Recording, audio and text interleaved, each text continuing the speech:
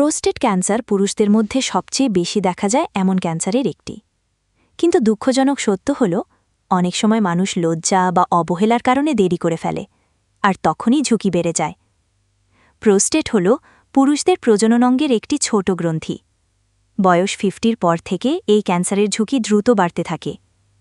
পরিবারে আগে কারোর প্রোস্টেট ক্যান্সার থাকলে কিংবা অসুস্থ খাদ্যাভ্যাস ও ধূমপানের কারণে ঝুঁকি আরও বেশি হয়। এর লক্ষণগুলো সাধারণত প্রস্রাবে অসুবিধা বা ঘন ঘন প্রস্রাবের চাপ, রাতে বারবার প্রস্রাব লাগা, মূত্রে রক্ত দেখা, কোমর, পিঠ বা হাড়ে ব্যথা।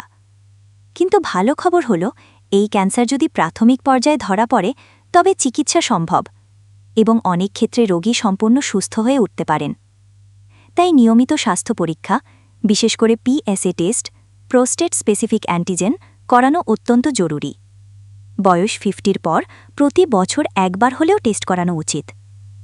মনে রাখবেন, লজ্জা বা অবহেলার কারণে দেরি করবেন না। সময়মতো পরীক্ষা মানে জীবন বাঁচানো। আজই এই তথ্য আপনার প্রিয়জনের সঙ্গে শেয়ার করুন, হয়তো একটি জীবন বাঁচতে পারে।